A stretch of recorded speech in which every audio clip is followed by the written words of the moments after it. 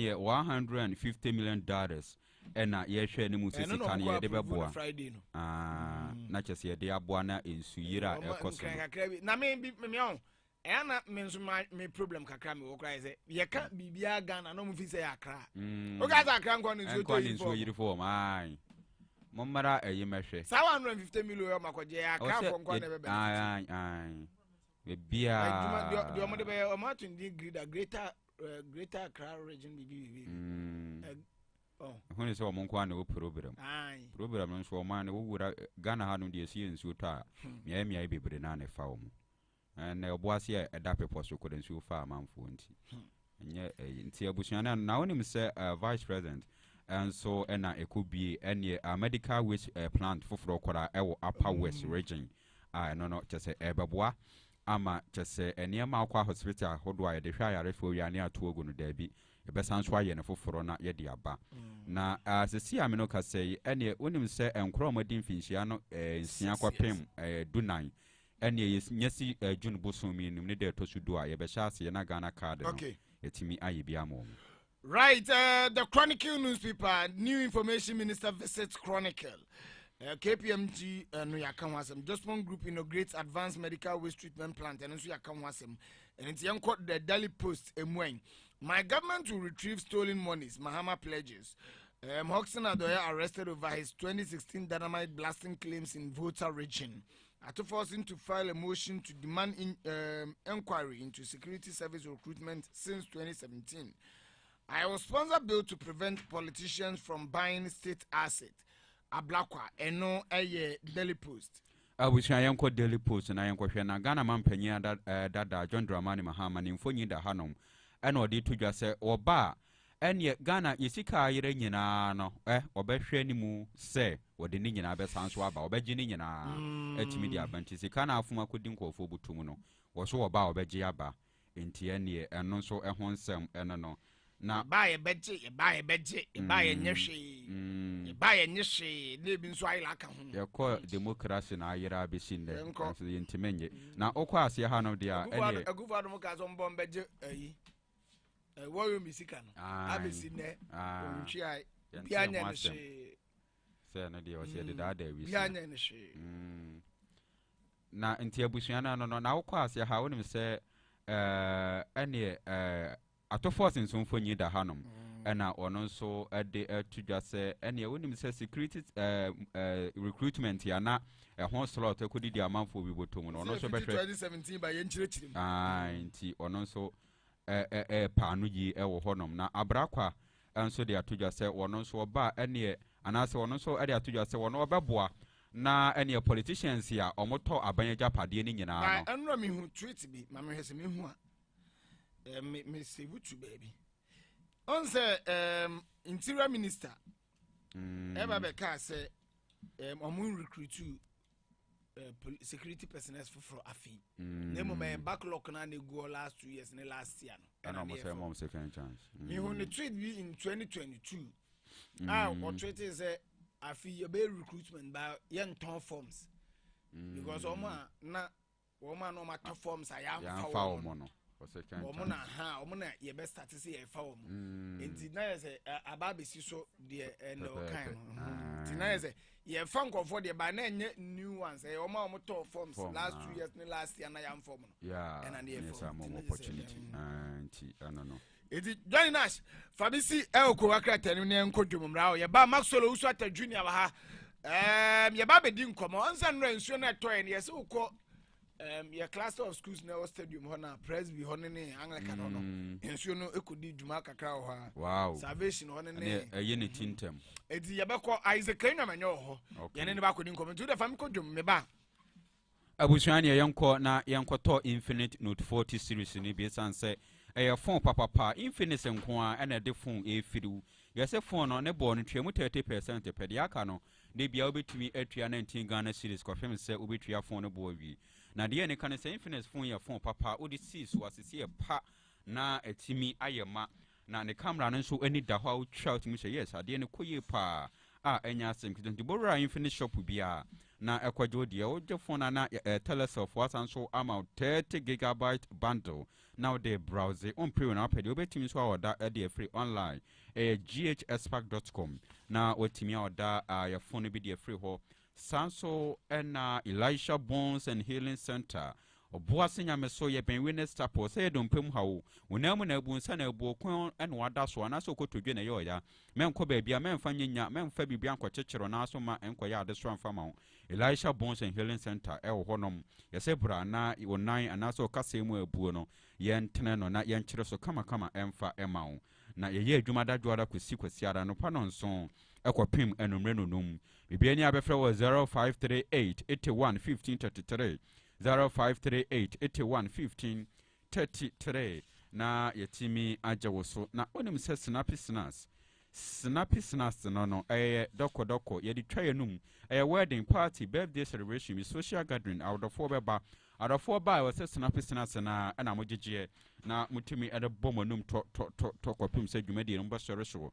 na bibia aye kama ade ama muti tomato mix tomato mix foforo kra abedwaman so na enuanu nura wo mu no nya asenpetoa vitamin A vitamin E ni nyina etuetuemu achese wo de ye aduane a eboa wo ema pomuden no esi ta de ye jollof na shitokora de nya asenpetoa nti bahwehwe akira kwan na bejo de ebora ba bi a ye ton ene provisions anase tomato paste ahodo na so ekwajo de na so ba bia baby a ye wo no Obuasi kwabena kwa ehonom na ye wo bia nya befre wo 024112 3451 na yetimi atwetwe nkomo enso ewo honom na sanso na Classy McLean joint no we eye bia ya se wo ukura hammer ukura limousine ukura na ode ba benya baby apake ye wo spacious car park eho baye pa na hote eho anika eho fe asundue wo honom obi biara ntimi mfa ye bia me hawo emetse wuregi say birthday bi na wudi party bi eye bi wedding anasa akuokuo mu pe baby ahia de a Classy McLean joint na me come from dem aduane ahodo ne nsa ahodo nyina bi e wo honom eho nkwa na wo cold room no de ene wonya kodonkue bi na de ne kwhye honom de ene 24/7 obi nhunu wo nsemu na kyese mo hye ho na mo dwodwo mo ho ompe we na pede anuane ne nsa ahodo abusu wo honom ntibra na dwumadi na wudi no beje Classy McLean joint ne be ye no ho na entimi enwie peye Obuasi Black Park na ye wo bia ni a wo de frɛ yen e wo 0535031111 sanso na malatu aye ene 3D adro ba kopɛ sɛ malaria nko na ha de a wado ye ba kopɛ malatu bora ba bia to adro bia na gye de sanse FG etimi agye atum Jaguar Kitchen Sport Jaguar ni aduane panie na sɛ wo pɛ banku di fufuo mutu kunkunte me kan magade atuo safi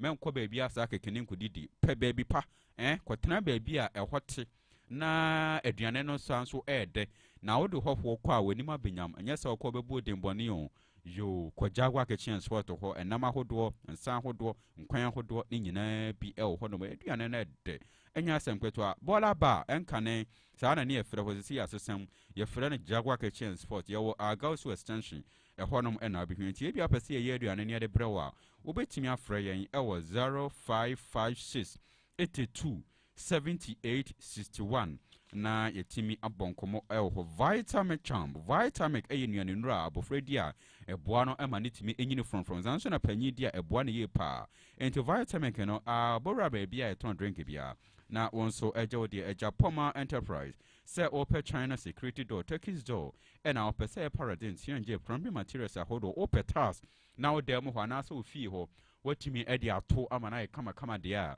ɛgya Poma Enterprise ɛna also kɔna kɔgye saa nneɛma we nyina yɛwɔ Kunka Junction yɛne Puma filling station ɛna etimi edi enumhwɛ anase electricals na wo pɛ dia electricals no behwehwe akira kwan ɛwɔ Ahosi Park yɛne Smomos ɛna di enumhwɛ sɛ yɛ rice cookers burners iron ɛna afei cylinders yahodo ne nyina no obenya bi ɛwɔ ɛgya Poma electricals bibia ni audio free yɛn ɛwɔ 0247 26 9063 na yentimi emmo enkomo ɛwɔ ɛgya Poma Enterprise was the quality and affordability is our home. Sanso and a Camion roofing sabrania more dance in sure never boom and sure near tono.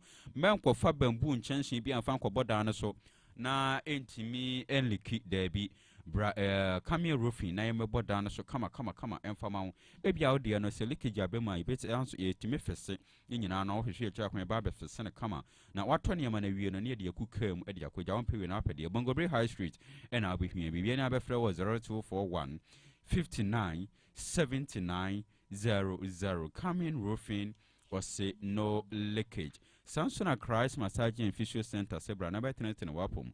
Saya manual massage and electronic massage and physiotherapy gym. Ninyina kwaso sia me no kaso manfo gu ho mo gym.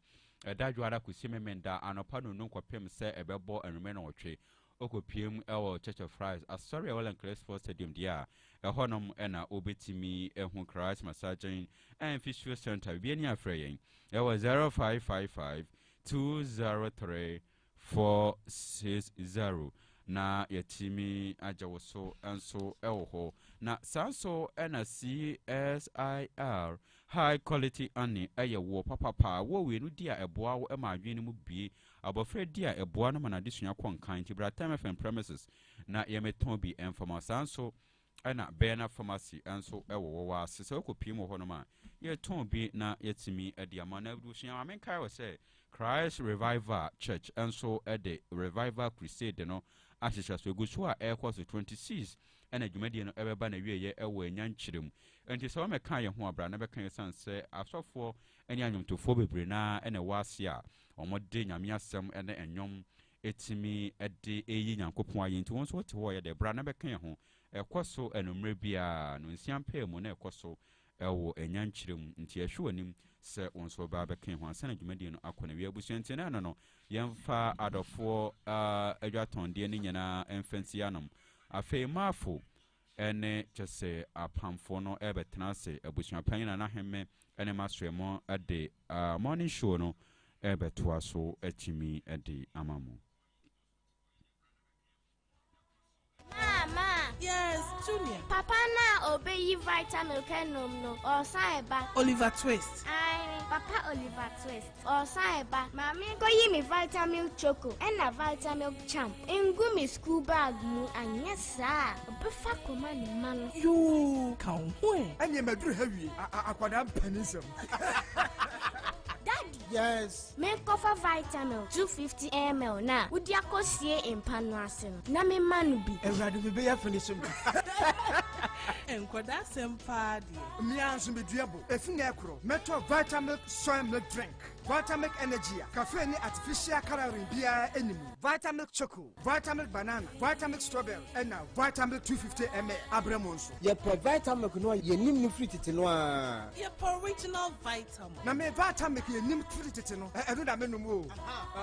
Vitamin. And me e bre bia any bia. FDA aje edwedwe nkrato ya to.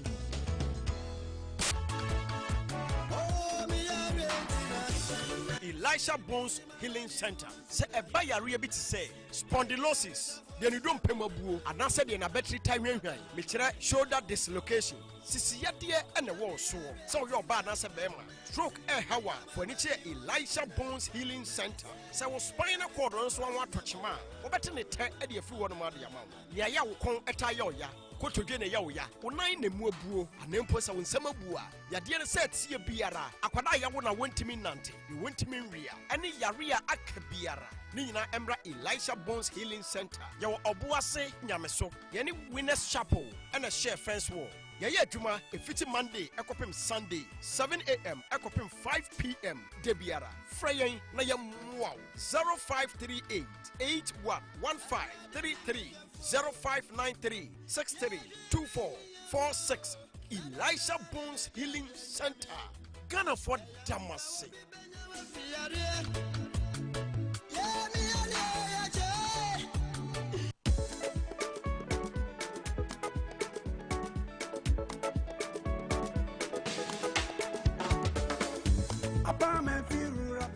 Omanfo apa manfi wura bank PS asan bebie wo ye de nigi sam na ebra dwadifo nyina kae sɛ ɛmfie aduasansie ne 36 years ɛne akyire ɛne agyina yɛ naa so saa asom a abɛsi nnɛ na yɛgu so so som mo ɛsompa yɛnhyehyɛ nyinaa ɛboa ma wodi yie ɛwɔ abrabɔ mu abusua apa mamfi wura ban yɛso paa enti ɛbɛs kasɛm hyehyɛ mu a yɛkɔ ne mu dadadadada na yɛse ɛna nyinaa nsɛ o enti wodidi agya bi ɛno nti ɛne ɛde nhyehyɛeɛ a ɛbɛboa wo daakye aba no yɛwɔ asetena pa susu savings account asetena pa savings account yɛ no interest ɛwogum bafuu asetena pa fixed deposit ɛno so interest bebree asetena pa salary account bosome adwumayɛfoɔ deɛ no current account ɛna ɛmafra mpontua account a ɛhwɛ nkwadaa yiedie ɛne wɔn daakye wotumi so tɔ shares o ɛba no loans nso a asetena pa business loans and overdrafts ɛwɔ hɔ ma enwuma nkumaa ne adantamu asetena pa susu loans ɛwɔ hɔ ma wɔn bo a otu susu minus loans man adwumayɛfoɔ ne contractors for deɛ no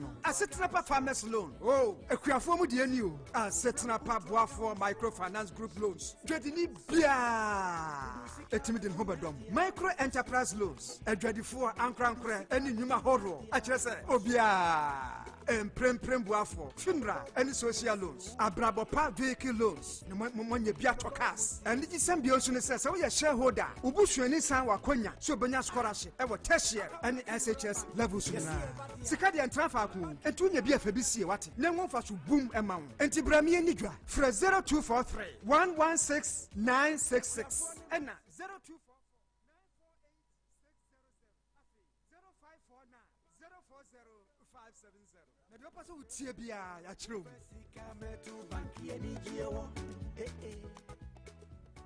yɛno kuro ɛnyɛ danta ne danta na mmom danta ne deɛ sika bɔɔ no asɛm yi deɛ afɛ ne mate aseɛ paa yɛwɔ ayaresabea ɛne ɛwɔ ayaresabea yɛwɔ clinic ɛne ɛwɔ clinic ne nso sie pa ayaresabea wɔtumi twe yade ase paa deɛ a ɛyɛ adomro so herbal clinic na mpanyimfoɔ se wɔbɛnkyerɛ ɔkɔmfoɔ bɛntwa ho na deɛ mmeama ne ahuri deɛ mɛka ama obi ate bi ei ɛmfidie pɛ nie adomro so ɛwɔ ultramodern machines a yɛde hwɛ nipa akɔ a ne nyinaa mu wontini mu wo mogya mu na wɔse bɛgu kɛkɛ yɛwɔ mfidie a yɛde check diabetes yɛde bi nso screening organs ɛna deɛ ɛyɛ wo mu fi nyinaa ɛde bia bɔntene sɛsie deɛ awoɔ na wopɛ ana stroke wɔno mu nsa wopɛ sɛ wogyae pressure ɛne ɛwɔ wo soɔ diabetes prostate cancer hepatitis hernia wayɛ mmerɛ ɛnso wɔ mpam ana mpo wowɔ low sperm count koko asthma typhoid corona syphilis ɔmo tu aseɛ koraa yɛwɔ nnuro a yɛde ma obi a ɔdwo nso ɔkɛtɛ so adomro so ɛwɔ Obuasi brahaba bome wonya tera Pentecost asɔda no a wɔdu yɛn so ɛnkran so deɛ yɛwɔ kaa so a ɔbɔm kwan no so yɛbɛn control building no a yɛ number si nie 0246 418124 anaasɛ 0246 858094 ayaresabea ɛwɔ din ne tu yade ase koraa ɛyɛ adomro so herbal clinic. It's time. Are you hungry? You want something nutritious to eat and feel okay? Make it no worry. Snappy Snacks is the best. With the varieties like Snappy Flakes, number 8 chips, Natural, Connelly Corn, and so no and for your weddings, your parties, go buy chocolate fingers, body you go feel low. One tell you one, I say one blow. Banana fingers, yeah, spicy rings, yeah, A1. Rush up, yeah, not to be got on. Boys, was the same, yeah, feeling. Girls, was the same, yeah, feeling. Me, no, penny for you, know, so my feel number 18, yeah, seafood rings, yeah, number 8, touch my yeah, and yeah, chocolate fingers, yeah, snappy snacks, yeah, Connelly con, yeah,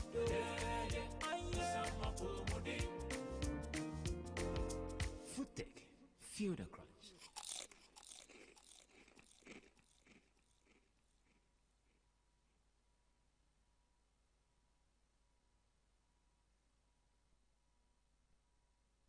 I feel ready at your crowd of pie. Sunset, yeah, baby, I was in a new Infinix Note 40 series. Run their crawl. The charging system near super. Every TV not charging for.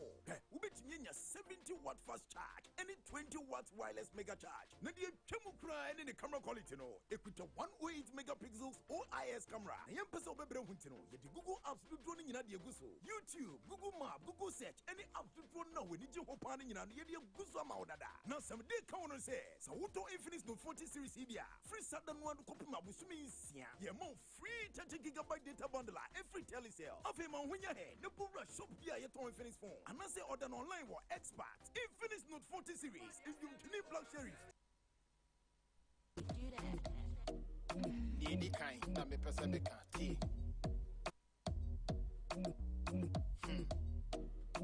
That's a film. Nsem then I me person me can't tea.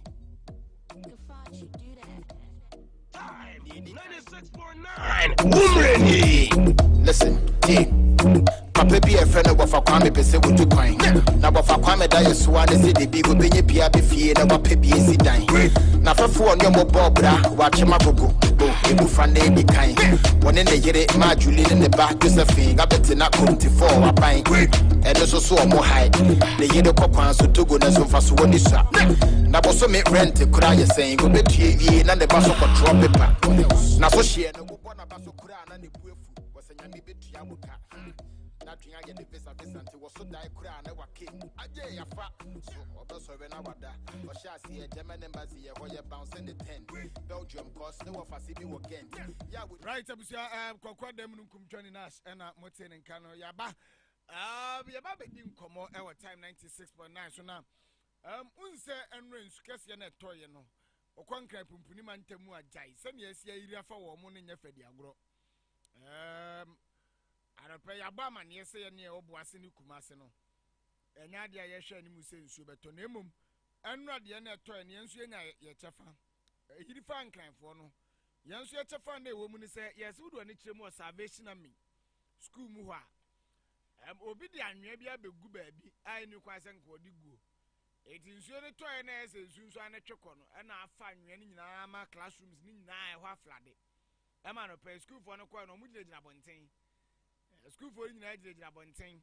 I'm a teacher's in Mumna, Afa and a brooms are or more she.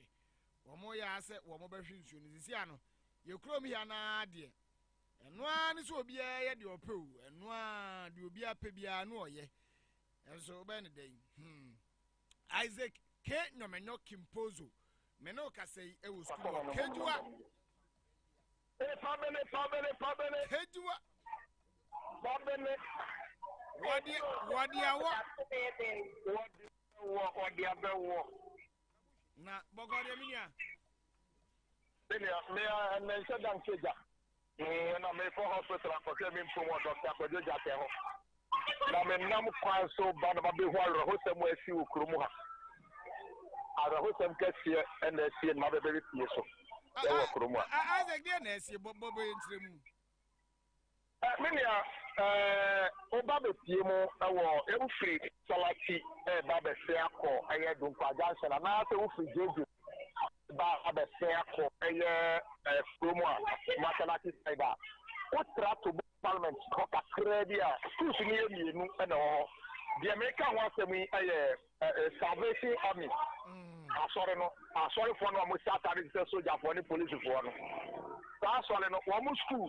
I waha emuna tesi a medine primary school na waha na medina tesi me na area ho a sesom se wokoka ye se konfo ase ko wo de se ha kwabrane akwa kwatota obi dan a wajire gu baabi o se bi en o netie no na waba be hie anya trip baako anya trip mienu anya trip miensa bebe waba be hie gu school no baabi a se hie to a ebetimi apne afa akọ a emma eye classroom so no na nipa na be hie sa netie no e de gu ha influence kase ye ne da eto ayi enso ne nya baabi santi jire fa classrooms na wa ha ni nyina classrooms e wa ha ni nyina na enso na yiri e de afa ni nyina e wa ha Mama me no ka say I say and nkwadan ketua na mo school from primary 1 day kwano e na wo mo e wasa esoro hen it is some nkwadan ketua entimi enhoro anasa nhye eye nhye no enfiri ha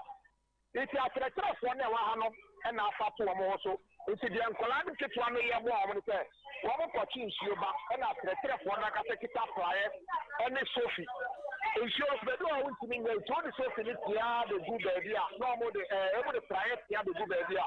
No more the Sophie no shit a free balanda no so and Jia at the phone wa now the Babylano the before headmistress or before them with a trust headmistress at 2 points now one and first no one was there one more. And see, when the cost of each other, the plan and in your home, said, may Baby to a class and in your home. I don't know, my friend. What the man? Many are what do you about what? The name and I made to say, the name of the time after the name one is say. The time after the name one is say. Eventually, you probably next year about the Gurano. A dear small born amania. If you have been so money that they did, dear, when you said by your and we see the beer, they cut the name of honor. It's a friend director, Edward Amania to say, and I'm actually was here now, what's it, Darby? Now, one young say, and I send it, I want to the phone number, Mr. the phone number, and Prince also wanted the director, and I'm saying, you want to find a phone. No one friend director. I mean, phone no kata wanted there. On one friend as is your officer. The name of the cost or get director in terms of offices here. Everyone is so.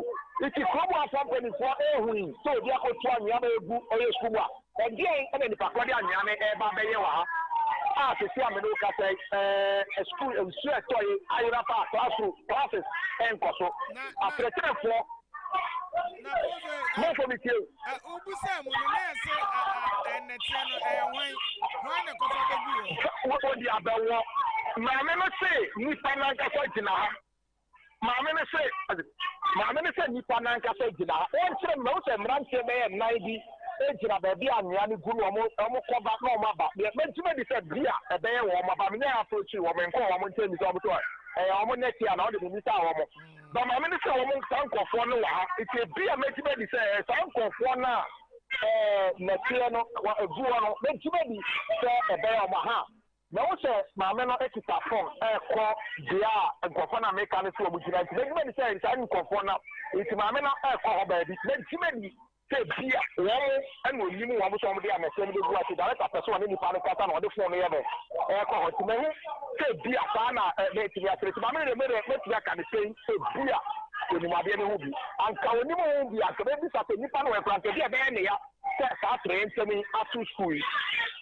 Start train to me at two schools and Quadanke think the way you know, if you're about 11 years.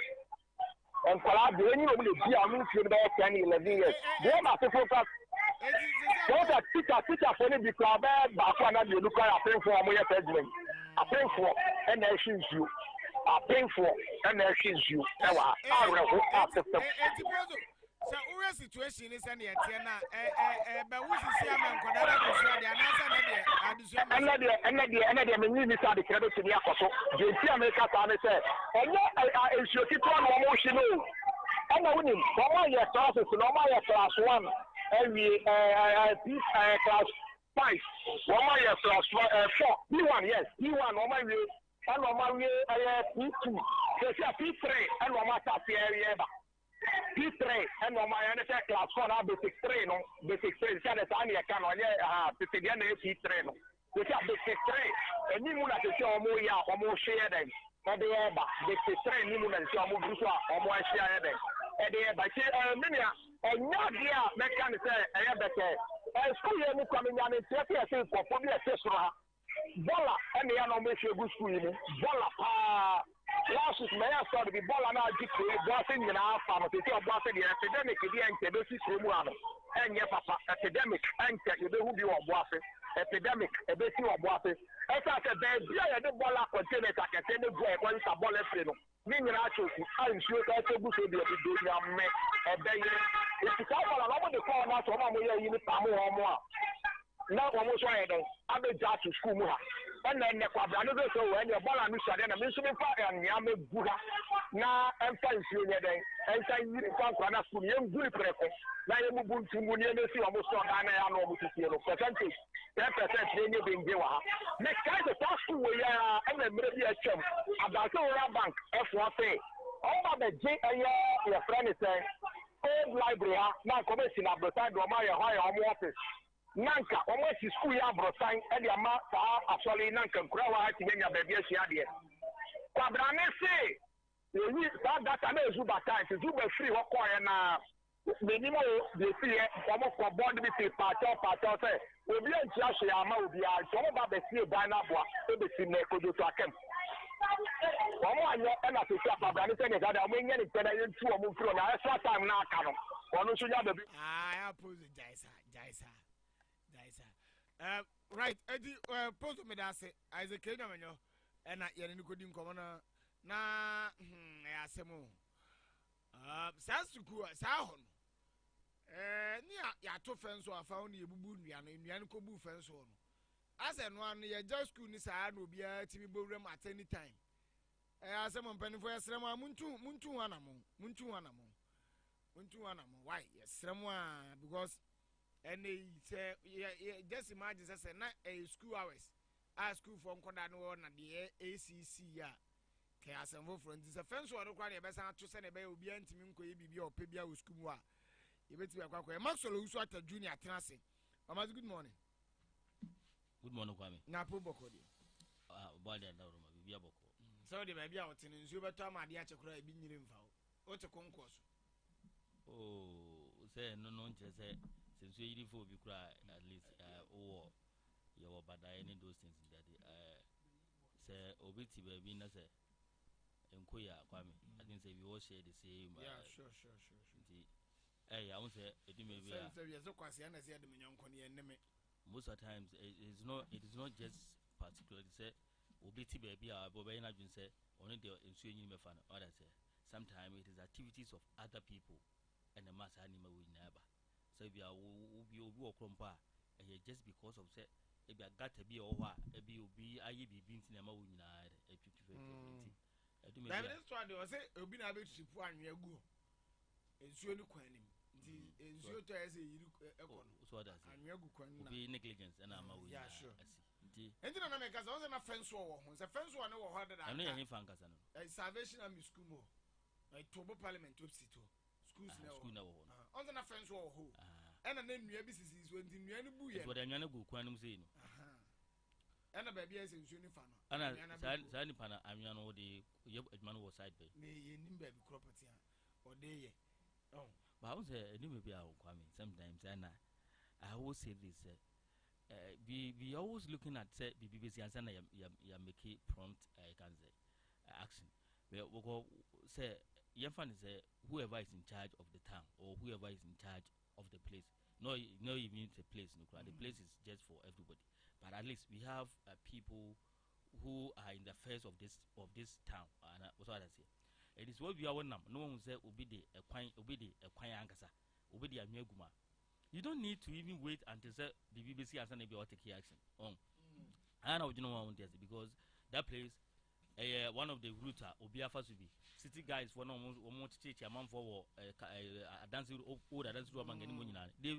all pass to that place they are not even seeing the place say bia obidi anya gugu kwem they I don't know what I say omuhunu assemblyman is there we will say what I say omuhunu say obidi anya gugu kwem what I say they all see it so, but they don't even care when things gets to the worst point here that is where they want people to even speak about it Ghana for na react you know because any serious obo be or funny ways and means to even can say dump his obi anayi obugu be no dey enadwuma but it does not necessarily mean that also do yet kromia yen kan jima yasem kwa o kromia nyina etutu what I say adeba kwa o kromia nyina etutu ye betwen amonso bi dika bom ban na nipa na wu adeba kwa ya start see ebetitim adeba kwa on se na ekro na kwa ya betena na de besi no boni na siawie esiwie ansa na ya ese ye kwatitetitem ni ye kwatitem unse adeba kwa na ya nse nipa de bia me kan me say Kwame unse wo bo ha wo ye so ya nipa do peka se nipa do ye say nyina you don't even have to even wait until say BBC asan wakasa what is ni si wi na wakasa you have done nothing we say nyansa bia ni utrim I don't know what now because in the first place you must see the problem before say overtake the problem but one problem na hu one can be found na escalate na say bia kwa bibi ma de na say bia what kind of ideas and say nyansa sembe na ukoya fa ubi sometimes we want we have because some but when day it's too bad because say you be a ye dwen kon kan a sa ba bia ye kan ho asem sa fence one na ndua no ho no moto fence one ba ye to fence one ya na ko bu dua na dua na be bu fence one all the fence na ndua no ho ade ye ko to fence one ye to fence one na ko bu ndua na ndua na be bu fence one edigi bu ndua na nsa na to fence one anka ho it's bad so ben you crew masem Maxwell Hoxina doye prosi for action na che o machi ni nyina ne se okoye interview ana ni interview no no se ono ka ho bi na MPP timi win elections no by almost 1 million votes in 2016 ni nyina ne se o man na yeso mbeto aba man this your voter region no o ye bibi ma adi hutu o so o man nkoto ni nyina se o mko planning o to na ba wi o tamana no drive call voter region o call no ba bia NDC to abama mo kese pa no omo planning to the dynamite if dynamite ne bi ko blast wa PH na ese kuro ni nyina no o de bigu ni kem e no de ko ho so ko na ko setting a blaze bo na nkrofo dwane ti omo out ama me to aba no nti na agenda wo mo ye in 2016 say be ya voter region addition ntimi ma me to aba ne kese no man ko tune kese na Ashanti region for na iro mo twisting for no to MPP win power o ka asem na police for akochi na nkofo nso say was na do yanga so no nko na kwotena ba bi planning was say MPP for na ko planning ti a chene dia police for bluff omo AD no mo abete na sanke kwachi omo ya bo abia samo a member of the Afafranto movement for change wa chechirim ekwa fa so ye Chihox na do ye ntie ba ye ba bedi nkomo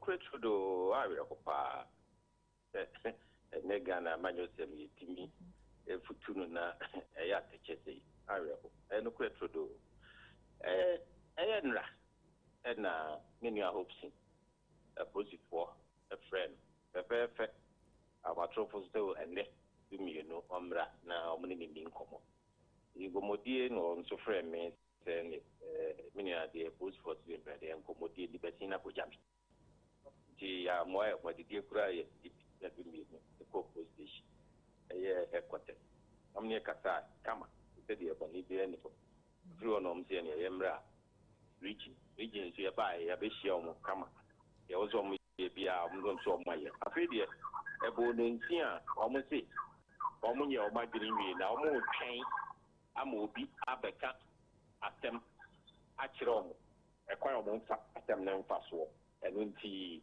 wom de na ba ministry police station ye mfa ne metum e ministry police station ye mfa ne metum sen so e be Ghana atem be na ye po a se de ye de tika na ija enti bibi wo mu amon kan che de en kwadu na body abon wom de so kwadu bia de nyamfa kwadu bia mo ye hwehwe mu se abefo publication of false information. Now, sorry, publication of false information, you would what we dream to Anam, and I said, the end of the Nibetum, said, what we wouldn't be in Como Wachero, you would nimfa be said, who be anywhere, Nakoma, and Abibi. Now, was a chinchinia, just say, who before fruitful baby that can be bitchero, and son of Manakuti. Is that mean no Catay? You were ministry police station. Obuasi adoye odi fo mpanyin fo se wo mo twen ya mo bia kan de obeka kire o mansana so mbeja anu a o maja anu akuti yo ora samwa we de mesre bisa say false info right ya bo abia samwa eno no oso mo ministry police station na mo ya se nko mbenya bail ama Hoxina doye because o mo say police won ka che o mo say che o mo che no say wa ma false information publicly na eno nkenya wudi but obi so beka say in 2016 asemo ya Hoxina doye kan ya antin in the news that say dynamite be to a voter region ya antin da enti sa asem no e ko fafiri hin maso good morning biem good morning kwame wa hu sani asem ne bobo ba ne ya bo bia asem wan chemu we take on it anything Kwame NJT for. I think in the first place, but here we can say Hobson Ado on one cassette on the world see from his side. He says that together with other people and 3 days before say call elections, no, and or yes, I didn't, and my man no more no it to koi. It be from the start. He said, say, Udru, baby Okoto in Udru voter in that place now. Obuha, Nedam Pomano, Togo water. And I need die no Ghana. The Ghanaians and those the Ghanaians do, but some of them are just closer to. I never grow Togo, and you know about Ghana. Say, yeah. And he went on to say that 3 days before the election, also quite sad. And the Emra Tuabano said, polling station boy, I pay 500 or some batua, or Frey or Ma, or 2 number year or Frey or no, one any pay 195 number two. So at the background bay 2-3 o'clock. Come, whichever be the case. It is very unfortunate, sir. Yaman Assembly drew at a point people decide to even. So, but taking in your life, Corona on found just because for somebody to win political power. What I say. So, that is where I say it's very unfortunate, because in as much as you think that, what people don't know is that when someone has the power, the person can easily do anything to you. So, if I even help you, or if you even help me, to gain a certain kind of political power over you. Maybe tomorrow you may not come closer to me, or I may not come closer to you. Levels will be changed. Yes. Or even if the level that it does not even change, because I have the power, no, you may do something. Maybe I didn't obey, you know. I may not be a so I have to even use the power to overtake you or to do something. Going forward, you may not even come closer to me again. Yeah. That's what I say. And in any case, I will say this, Kwame, whichever decision that you are taking, it is easier for you to sit down and take any decision. So yeah, what's the CA? So may say, Kwame, no, me tinchna be a time for me to be ma. It is easier for me to say that I will not come here again, but I may not know the consequence tomorrow. That is in a mathematical, you know. So the consequence I never bring minimum. Or even if I decide, okay, me cry, no cry, if you cry, me say, make them in PB. That is easy for me to say that I will not even come out again. But I must even sit down and look at the consequences. What I saw, if somebody decides to say, okay, you're called politics, you're called about sorry, about one I you perceive you perceive in the corner you say, yeah, come you have to even sit down and think. Say, no, I didn't know any person in Koyen. As soon as I'm saying, say, as soon as me as any panel say, yeah, and Kwame, regardless of whoever is coming to say the person was involved and the person was this. Once you don't have a clear evidence to even show, say video near. At the end of the day, we also hear execution. Because you publicly what about Montana say, okay, yes, I don't. And so will be observant or in that place. Also, now, yes, and what about them? What I say? And no independence, the minimum here, because you don't have any video evidence to even prove that this is what the two of you are not in about 5 maybe. What I say, and see, sometimes you have even done it already. What the colors of the pain? Sometimes I don't even know how some people think, because it's politics, and you must all know politics. No, you'll be used and you'll be dumped away. The first say, because MPP by so no opposition, no position was MPP. First time, no. I think no say somewhere at the port or somewhere. Yeah, first is it no? Is it airport was no yet more airport or visa?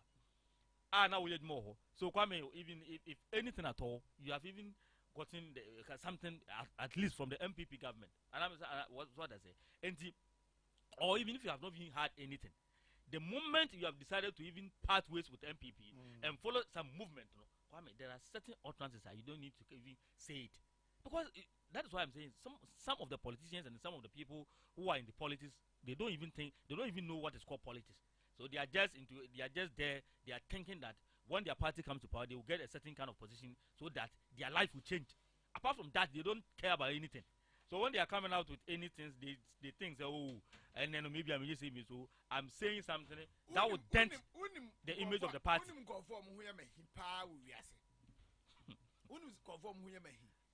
Sa Hoxna doye Boabian Samoa, Kokwani Dohu, Chairman Fisherman. Former Senator. What movie hit to be obvious. And yeah, I can say, Allotejo Cops, the Kokwani Dohus, the Hoxna Sangophone. Momo Sam political party Nechi. No more yet, the Mubenya Now, I'm going to say, they are entitled to whatever they want. It is a batch of Nkonfofu Frubiba. Now, Ebia the position when the so when the Bintimafu Frumedia. Now, when I didn't say double say party near any deal, the Bibia party, no man, I am family near the Acomo Bifu Frontier. No, I started cancer. And that's what I'm saying, sir. Even those who are into politics now. Because you are who you are because of MPP. Yeah. One animal to Jacobs. This one animal. And I even one copy CPP. I think even in his time he had. You became the communication director. Now communicating. Well, at a point in time. At a point in time, I learned that there was a contract at the ECG. Na a year. Jacobs and a year. Obuasi ECG. Building money is on the contract, man. At the point in time, when the former president was there, Mills, he was more or less powerful than anybody in NDC. But what they don't know is Kwame, even here in Obuasi, even here in Obuasi here, there are people now in MPP, and I say even one more MPP, and that's more in this MCC. Yeah, let's take the MC for instance. You can say Honorable Adansi.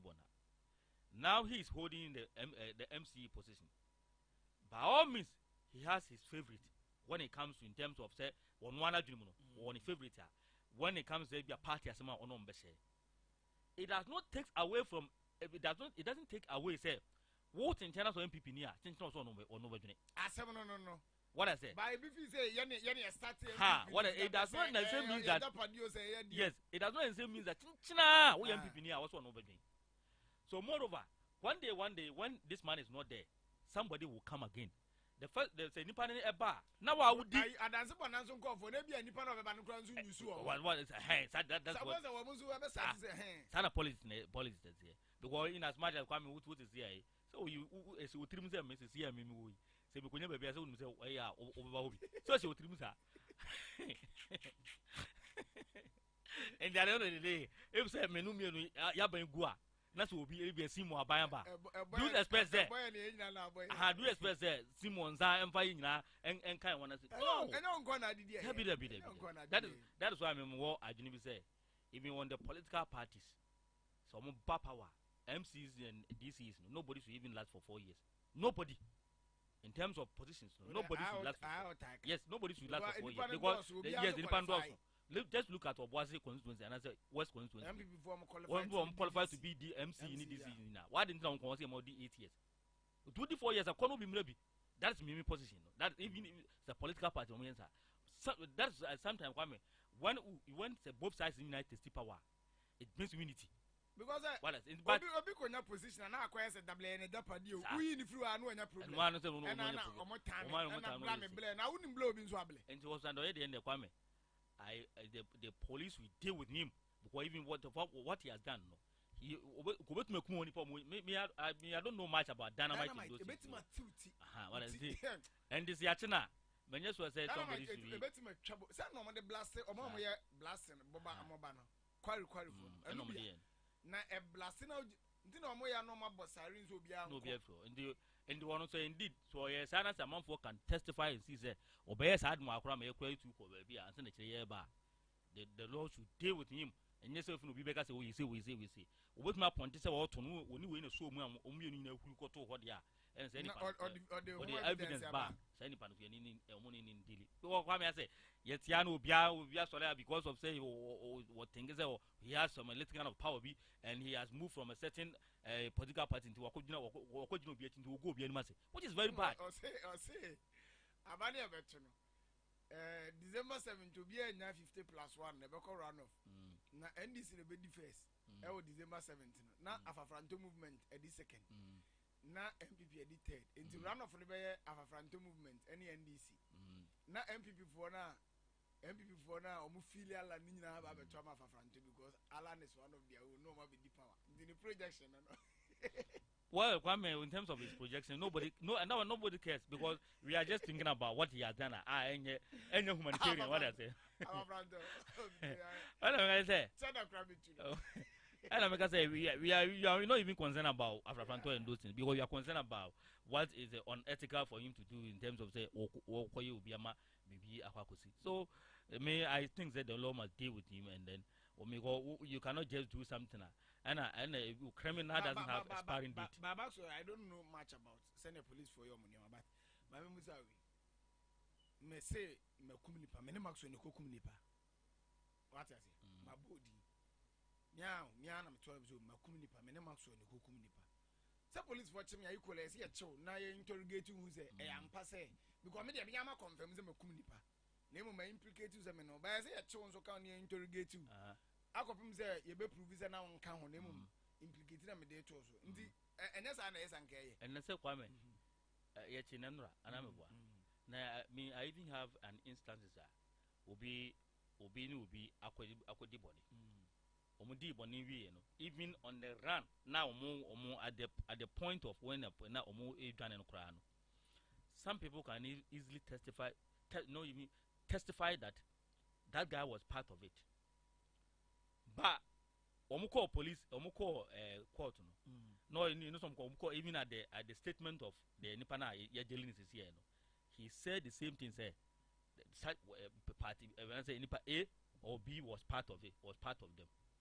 The person denied categorically say only akwa no ko bia omo bono and they ojitu mu say ono nipa ko ya jailing 15 years nipa na also no also account no ko no 1 year to no ya jana manoko Kwame, in the same way, in the same vein, the police can also say, okay, fine. If you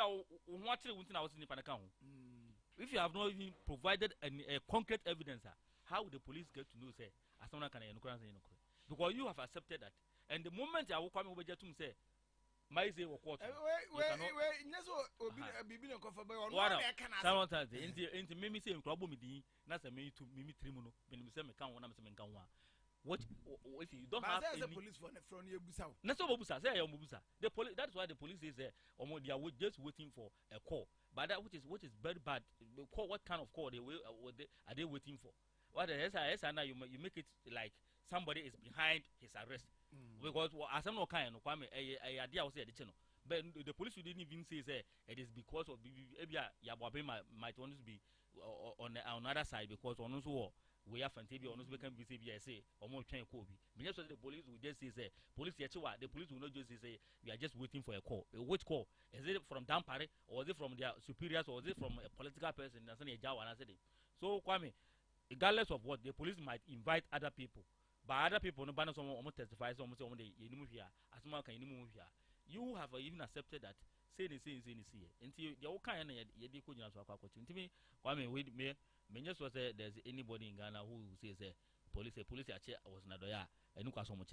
Was some I didn't know in the crown. A Yahudi, what I say, and why so even those in Mama blast, mobile Quapiano. Baby, at a point in time, blast it in better. Oh, bar, the war first no be all professional moon to be any oh, bar, stop a cast and war. I carry Johnson, female also fear sort of. No more stop cast maybe or Quapia side, no more what I say, no more alarm which is say on baby. So it means that it's dangerous. It's me blast free or last you cried Nanzana, Quapia for us for a year demonstrations and a demonstration say or more dining or more year into Kwame. I think what the guy has done, what the man has done, I think say a very uncomfortable Right, Maxwell Oswata Jr. and Martin and Cano. Medina ya wadanti any politicians never be doing come time 96.9. Politicians emrena so yeba na yene wo mo aba betwa so Maxwell medase meja kwan. Ene ya wadanti if you down. Nti yako ba tuna bia na ya tuna be hwese betuma ba. Nti Gosway otie kosi Gosway. Agasimiki. Pioneers members ni na suti. O ya na fu aso arianas. De bia kosi afu ayoma. I was there. I know you know my own tears. They be on the fire, aso arianas. They be out the gunanu. The be out the gunanu. That be tape ya. You don't let your concern the manum sanda. Oh, wow. One guy then and soon as say. That's an idea. I'm sorry, there's one here. And say, this is just why I look over them. I said, or can dump. So I'm not when we were doing the inter-communities games. Sabana one or can dump on Musabi. Go Bodia Gardina. Everyone, man, wounds a calipone, never be Bodia Gardina or Chocra. Copone, I've been what you drew. Lucas said, nay, near many inclusions near the everyday was there. When you have a or tired about the Abatum Cranses. Or say, minimum wine. I saw the first time. Wine is a or could it often? Could you already did use any? No one night, Uzu Danu and Yanko will be not judge me now. He's a man go, myself, but no one until by them. Who died? Me.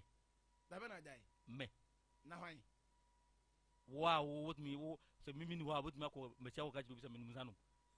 Ah, David members who died. Minimum damage. So, what Yano with some damage dance on the there is some names who dance. Didn't person who died. Then me know what me. I one get the idea because the ma clean up and man bellies near you know and Nako. I didn't and then Nako. One whiskey the coke after the dagger say me dance on them. This is a look man you. Look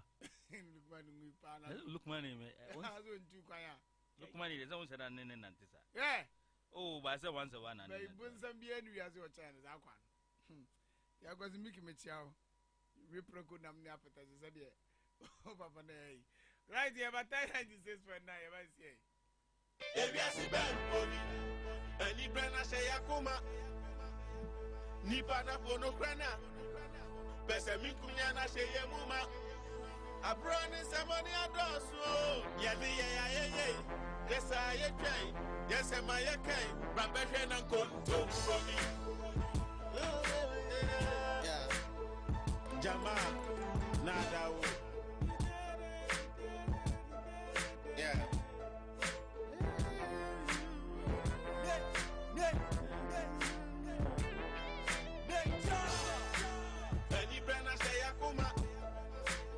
Nipa na fono brana Pese mikunya na seye muma Abrani semani ados Yeah, mirawo That is imenti mirawo Rameke na konto Foni Oh, yeah Masepia No pressa nipa na mpeneka Die wani tia na wukwemu kwa wajintumuda Aba, onya memra na fe ya swatne na ya dani ye ni swanya safo na ye bu nipa ye ni mani wo ye ni mferie ye fe ni die wo nti aso say right enti ano no anglogo na shanti sende o mo detect illegal hobby awo mo kekata so no pe ya nondu 10 o'clock na ho ni wo west shaft top west shaft top your friend CVS mo amoko on de munim ho enti ya na machine so unu obi nso akọ anu afre no sanso mzo mbekata so how be de aba ne yemfa nche omo sanso na travel and tour company bi Obuasi omo pa administrative assistant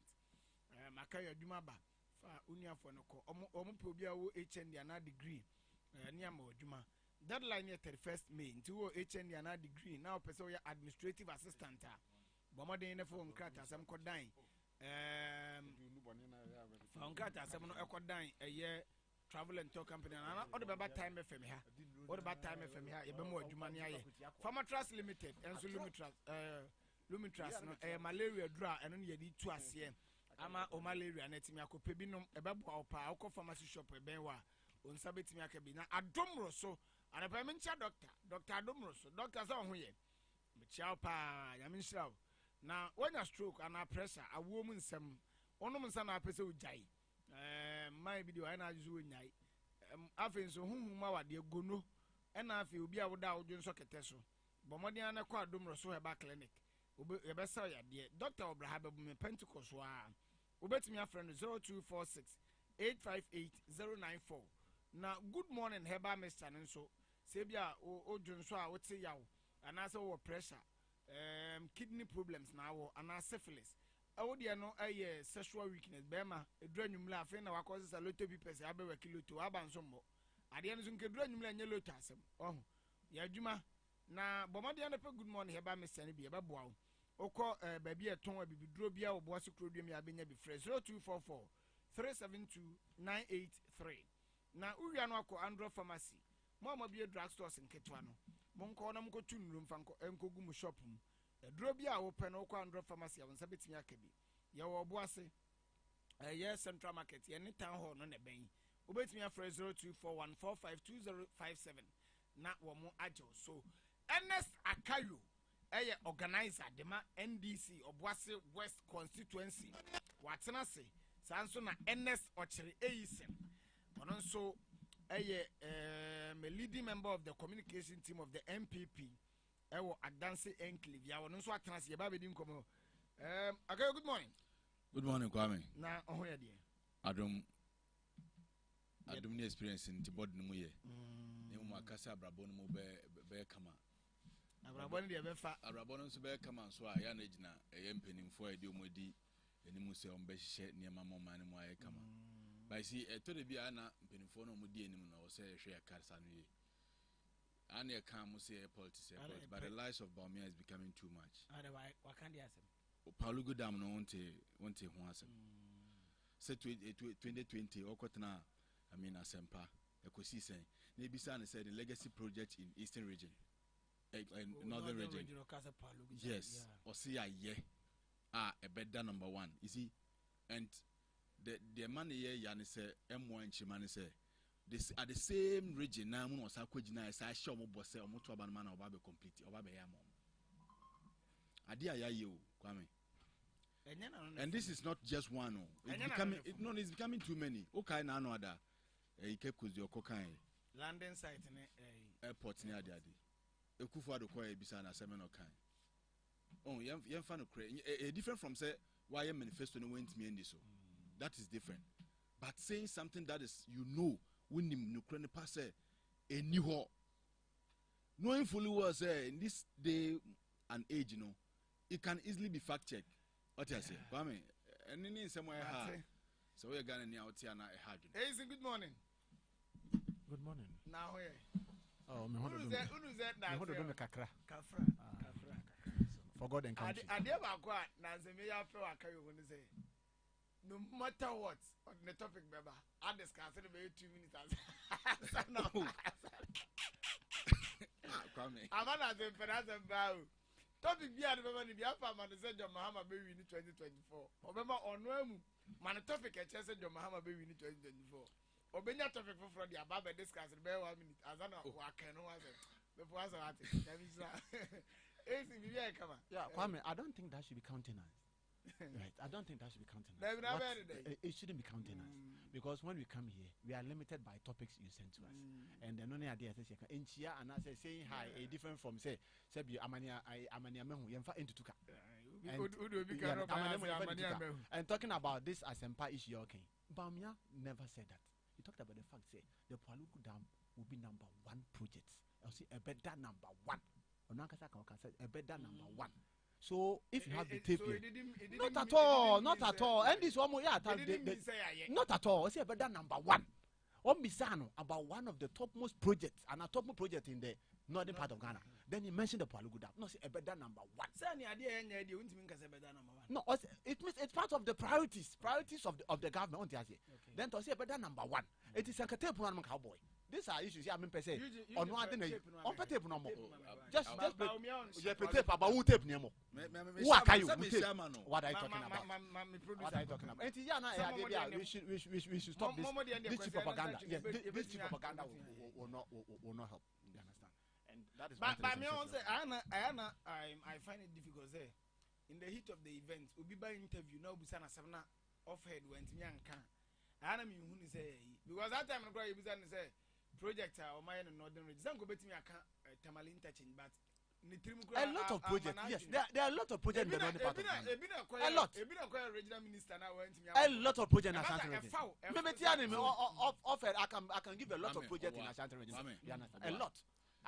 You had your time. You had your time. With all respect, you can come in. You can come on and invite. You can come on and invite. As a vice president, as a vice president, who aspire for a president. Na a region, your ball regional, won't mean contingent project, contingent ones. Those ones should be off. I'll say those should be off head. Those should be off head. What you say? Contingent. What you say?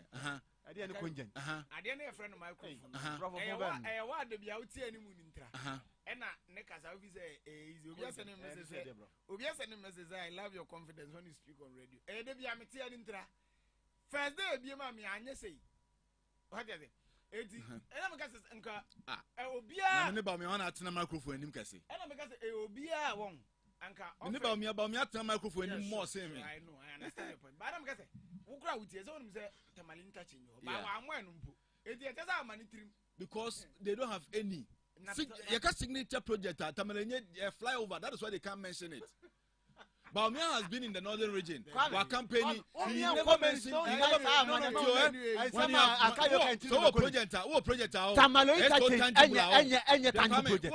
you imagine what he's saying this morning? Project is so tangible. The first interchange in the northern part of Ghana, and yet tangible project. All right, check on you. It's a picture. All right, why is it not flyover? Why is it not flyover? Flyover there. Fly over there. Fly over there, Kayu. Baby Sao.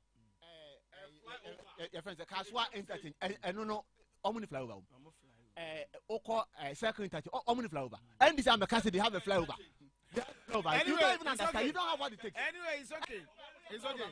Government excessive borrowing driving bank into fiscal struggle. Don't get trying it. Akayo says, yeah, bank. Okay. And it's more flower. Munka munya palugu da he so odi atro o si ya ye wan ka si e be ye also qualify me see producer Dr. Akayo yanko Dr. Tiahin say government boro no and na the banking sector na akwa she ba bia sisi ayi mami ntio me time na mini time ti mama okay yeah Kwame mami ntia wetie fo no pe wajibre na wetie ofidi kesi na mefa Chakese command this addition than the with you feed the case here. Let me check consumer executive. So my boy Jumapa from the 7th up to now and years the Biana polling center now he say Obama 18 years and above. It's me Ebenya Aquino a register. Mamuso to me actual madrine. Ama or minor CC could him because Kwame. I know Michelle Munipa Bako. The only David Crow contest if Joseph or Joseph Sam. No, Afedi Simon Afedi. Mundi will be a friend of Joseph Sambi. Or some or Joseph Sambi or David Uncle elections. One elections. Yeah, okay. And Michiano. Michiano for his stadium. Okay. It's on Crown and Canam. You should pick up, you know. Yeah. Or the boy Juma Pama and DC. Yeah, or boy Juma. Maminchana no pay and Ramadan. And a pay and chair some on so Juma Power or body ma NDC. Now my chair first parliamentary candidate first lava piakin on so Juma Dia. Or body boy say in Vienna donate me register more to Abano Diamano. Come 7 December 2024. Kwame, you see, say a band we would be a band with whom Commona say will be anti Commona say our own. And her bedroom say we before and I say Pegana ye. Nkaban we enya bayan nkasabri ka osi edi nkomo no say busiabo awaba na akodrum pempen so say amaye sika krabia no enya problems enya sanity or say excessive borrowing and ama your banking sector enya physical struggles. That is omo say sika omo dibedi omo njuma nya kwa menyesa na obisa won say eba ne sen ne koduru san pempen so we se wutimi hunu bebia ne ewo akwame yetimi free ho beduru san pempen so we I think say this government have no moral right to talk about economy and now say to talk about governance when it comes to issues like this. Kwame Ubeka say in the era of John Dramani Mahama 2013-2014 era eslo usuba bonte beka asembi Obeka says a memo is about borrowing kwadia. Never when 20 years. Saturday when 17 years. Then on the 17-year-old daughter bit me buo mine. Kwame Okaisa statement. And upon several interactions are MPP fonya in those days no. Omuma Ghana for etia say yera John Dramani Mahama abobsiama. In fact Ghana kodru pempon so bi say chese wodi akohye mpokire we mu.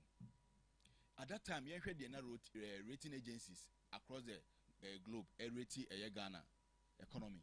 At that time you heard the macro and the micro economic indicators. At that time you rated Ghana BB minus. What you say? At that time Ghana you access to year bonds and loans, international bonds and loans. At that time Ghana you access to local bonds and loans. At that time Ghana yetimi ko dwama so kobobosia. At that time Ghana yetimi chese ye hu hare ye yetimi ko yetimi ye pebia. And so the MPP led by Dr. Bamu Bamia, because in 2016 coming on campaign on Moche, Ekufuado was campaigning on governance. And Chomagana from who say, well, no, a ban governance I would church right from the birth, you want to a political home. And in a ban governance, they wait me. And then Bamiasu Miatia says he's coming to support the part of what economy. Into 2016 elections, and at a point in time, debating about who will be able to what change the economy. Into a economic discussion. Very good. And you know, say utie uncommon free from that angle. No, now Babedrum Pempenso say indeed, this is what we have. This is where we are. Now, Bisa will say, what happened? Economic risk is nimizais na a cast or mudie. Omunyan sano munimudia dear, a subim badan. Where are they? Economic wizards a whiskey for now. As of phobia timidina saw them. Munim or by munim pete or Bible Musa and send Pemuno. Or mutimi to monum to Ocas and Yansafon over him. Sankofon, where are they? Kwame. And our CD is being ranked as junk. And ye B minus BO. Ye free B minus. Aqua C plus, Aqua C minus, Aqua junk status. Kwame. Hey, Yabenim. Yabina said, dear Mimi, dear Jacquamama, Jatwa, I'm the minimum. What you say? And you know, if someone is animal, they are fine. Kwame, at the point in time, what was the lending rate? Near what my muha. But Myanmar, who say, I say, baby, Ghana could do we are just destroying the private sector. And them no kasa, what is the lending rate? Among can want them. When you give them the opportunity, they won't talk about it. Because Omabe mismanage economy no ama akodrum pempen so say yesika sem atitia pansam Kwame. And now I'm not surprised Kwame. Ebra Hira John Dramani Mahama also. Let's look at the number of indigenous banks are now operating. Yensha number of indigenous banks are now operating. How many of them can we mention now? Have you thought about the unemployment? Sir, I didn't know it's me creative. Yet your maimuha. A problem that could have been solved with 9 billion Ghana cedis. Yet the 25 billion Ghana cedis are solved problem no. Yet 8 years now, almost 8 years now, problem Kwame still are solved here. Because Kwame can solve what can see who soon and swapa and ameboa. Because as in Takraboni, Takrapana Mabo, and Takraboni and Takraboni Emma 1 year time. Nan Takrapana Mabo 1 year fe. What you say? Very good. What you say, Kwame? What you say? Entino, say Woody 25 billion. Solve problem. We should be seeing the impacts now, but we shouldn't be experiencing the kind of physical shortfalls the banking sectors are experiencing. Kwame say NIB is on the verge of collapsing. At a point in time, Nanka Edu baby come over NIB with ADB. What you say? When you know your near my coswa, a yesikadie basabasa coswa by Wimuntina Massa name Kwame. Because I don't understand why a ban way a ban Wababusia, a banbia waba since independence. A ban where Bobusia, or Bobusia to the extent, sir, or Mokobusia Cromutin Baton party. Kwame Nyanwa. Even in the ordinary life, Grandpa, living Kwame Numienu, Yanko Bobusiam, Betrefi, and your party, Yakobo Busiam and Saka. And so a banwe, yes, I dear no. A banwe Sasunia Banya, or Sasudi at Tuhunu, at Ghana for Swa, ye up to now, Yahunu soon fast for our minimum. Share in the NDC, Entina Tembia, we NDC, a proud year who say, about the governance, any economic management, we are the best in terms of Amemu.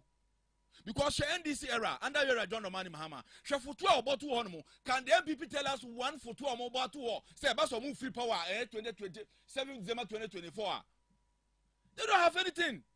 You're a John Romani Mahama upon all the achievement or year with infrastructure no or making sure say was that creative for 2 or more. We had Ghana Investment Infrastructure Fund, we had a sinking fund, we had a stabilization fund.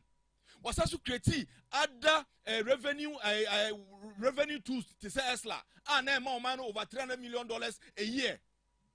Kwame say indeed say you are Dr. Babu Bami and some can say Obama 1 to 1 million no say or Jimpemuso Beya and call the confire John the money mama and the policy Esla not better 2 hormone on first can finance Adiano Kwame Kabana Kagana Yasun Faso. The money slogans. The money slogans. The money slogans are emphasis somba. It sounds so market slogans na menasano. And internet is about me campaign or breno.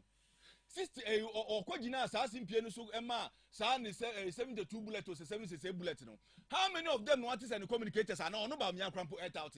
Because now they have realized that slogans in the mine. And apart from slogans, a bano governance, economic management, they lack.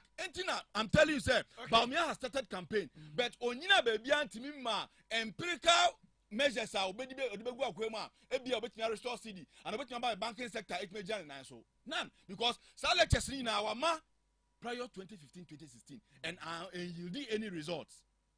No one has said you go for oil near the idea of the bay in Fasobi because now you can see where the fuel will be a fuel price and no, the banking sector no is in the fiscal struggles.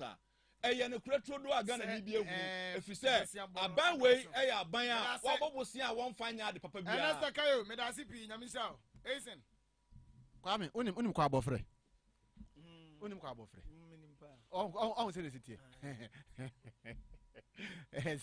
Edu ebe bebu abo odumi bebu abo kwa abofre abebu abo wo akayo kwa abofre obebu abo ba obia kwa abofre mami ntia etiefo anopei kwa maka se me hodo dum kakra for God and country kwame first news the allowance na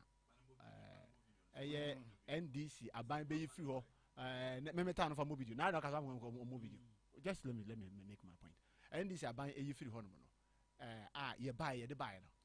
It came over some months since December and then last year it has been restored. The nurses have gotten their money. His Excellency Dr. Alhaji Mahmoud Bamia, I think part of a store. Part of a store. Right. Right. Part of a store. Yes. Yes. NDC.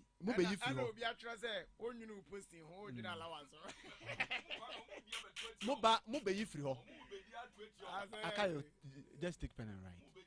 Mobe you free ho. You buy the buy. So you don't have any moral right to talk about allowance. Say a kamukrana. Say a better than yen mo amu free on ma. Say you more can say. Far better. A card here is share. Exactly. A card is share. We will pay and this have no moral right to talk about allowance. Exactly. When him say at a point in time, and this free power now. 20 September 2060 almost as it to your allowance. Via tabletop. Training allowance. Almost restored to you on the tabletop because they saw that they were losing. They by then now they didn't know what they were doing. Kwame again, the SML report has also been published. Yeah. And this is one thing SML at your phone. The president had nothing in hiding the report. He has published it. And you guys can go. Munko down na munko kan family discuss. Ye di new. Munko down na munko kan family. Kwame, ye fa no entunchen. Kwame, enti ameka kwa abofre asem say akayu kwa abofre ntumi mu mo MPP man nyi because osono no so no. And say akayu say then time in this war na omutumi ekobo besian adwaman so aside that na Ghana for your high asana bibia kama. Why did you go to IMF akayu? Why did you go to IMF NDC? Say na mo ho tomwa ade na mo call IMF. Kwame NDC time na atudente biansi Ghana. NDC time even the mere fact that NDC could not manage cholera outbreak in this country. I mean, over 250 in Ghana. Now, 20 BNC, everything was on course, but the ATM go for the IMF because more in Amana Dompe. Who are no one no Ebekasawa. More in Amana IMF. We went to IMF for the second and the third time because of the heavy handleness or the heavy hitting of COVID-19 and the Russia-Ukraine war. And you have no more to talk about it because more even to how it takes to manage it.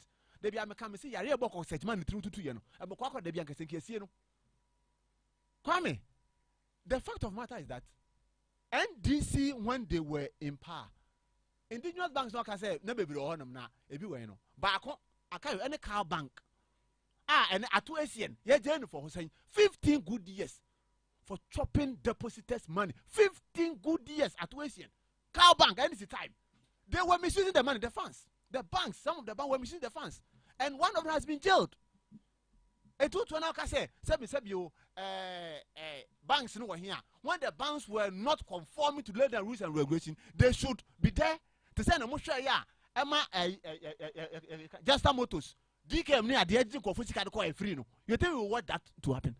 Some of the banks, they've been consolidated. Consolidated bank is doing very well in this country. GCB is doing very well. NIB is doing very well. Most of the banks are doing very well, not unlike your type. Now more mushroom banks, kitchen banks. And now you deposited money were not secured. That was why we came and we put in proper management, banking sector clean up, and it has yielded a lot of dividend for this country. I think I say Cow Bank. The person has been jailed 15 good years. That is one example. Go and read about it. Again, it is not also true. You are more talk about bank's performance. Was the MPP Abobi Siachen? I might be a Ghana. If I'm not going to say fact free. Where your voodoo logic. Mobile na a Canada 9 billion. And 122 billion. A Canada 9 billion. Kwame, President Kufuor time. When him say time a lunch epic benefit no. Ghana most of our day were written off. Yeah. Even a champ or time crano, he learned some operation Yentria policy. Or see a Canada Yentria. I'm talking about 1972, 72. Or see Yentria. Most of our debt were written off.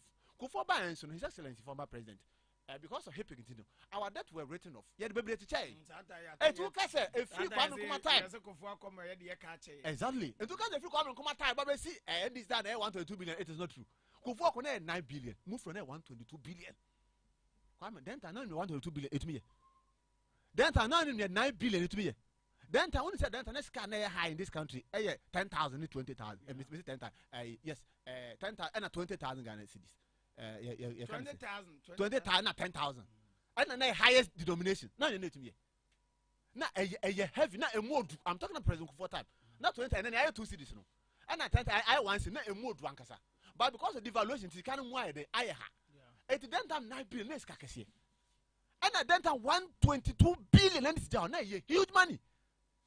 Etienne so catch him say, what the kind of 9 billion? Kwame, I double on over 1,000%. 9 billion times 9 billion, 18 billion times 9 billion, 27 billion. So I call it 122 billion. What's it? When you double, you increase the debt by over 1,000%. Kwame, today our debt emphasis 600 million, 600 billion. Now move from 122 billion to 600 billion. What percentage you say? It is less than 500%. NDC increased from 9 billion to 122 billion. Look at the amount. It's not less than 500%. You let's take 500%. Let's take it that. We won't take it like that. Let's take it like that. Let's take it like that. Maybe my mathematics today is not the best. Yeah. Let's take it like that.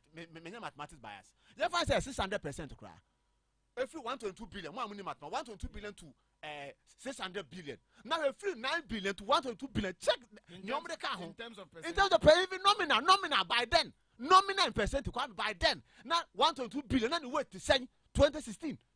Never compare and near Shadia. And you for now Ghana, bro. What Yana cut that once when you what bought Yakami Fitaduku. What bought a new word? So do your calculation very well. Now, oh yeah. Kwame, Media Sando. Check it. The banks are doing very well. The banks are making profit. What the year 2022 compared to 2023? Kwame, they are doing very well. And I would love you to look at the data now. Mede asanu sesiano. So obey to me, I appreciate it. Then you get to know whether the banks are not doing well or they are not doing bad. They are doing very well in this country. Anytime mede sa data no ascend no. Okay. So the fact of the matter is say MPP, we are managing the economy. Of course, there will be challenges. We are not saying there won't be any challenges. There will be challenges.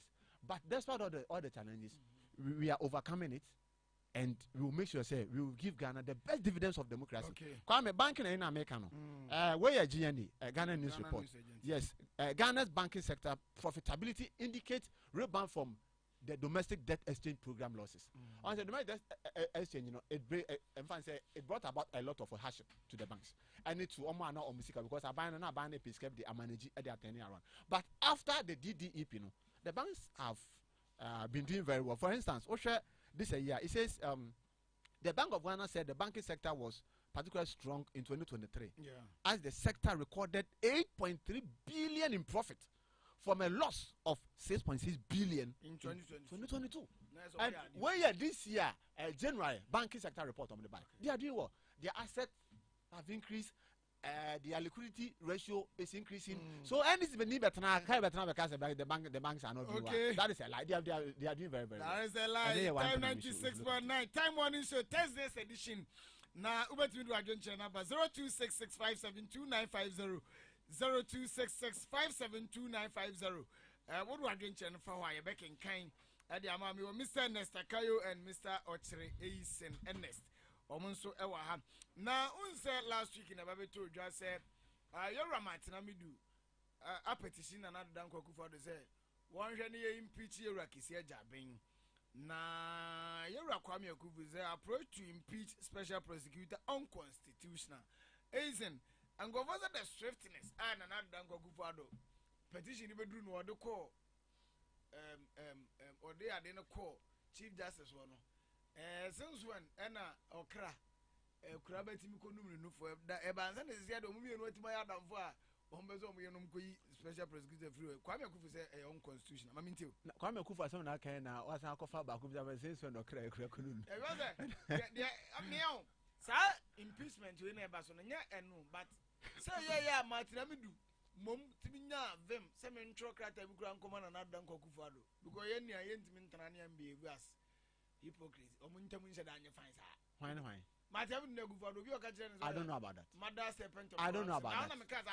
Kwame, you see, we should distinguish personal issues from administrative issues. Ebia, me no enya fa but ebe Juma meet no ayedum. Enti yen commend Martin Amidu and the president. Exactly. Yen commend Martin Amidu and the president. So if even they have so personal relationship now, the job has to be done. Right. Yeah, Kwame Kufa I think it is based on some technicalities. I'll come to it. Yes, it is based on some technicalities. I'll come to that. But Kwame, my main chance in free baby out would free say the swiftness present at the oh Kwame oh Kwame what be some question now oh come as a man that is what the president has acted within the law. Okay. Osha Special Prosecutors Act, right? Special Prosecutors Act 959 2017 section 15 I can't say as to how the special prosecutor can be removed or the procedure is a fast committee. Na me answer a question answer na makoso. Or say the special prosecutor shall not be removed from office except stated misbehavior, incompetence, and the other things. Maminko baby a person who seeks to remove the special prosecutor from office shall submit a petition to the president. Okay. While the president receives a petition for the removal of the special prosecutor, the president shall within 7 days. Kwame Tiao. May answer a question. Shall within where subsection 3. I'm talking about Special Prosecutor Act 959, section 15, subsection 3.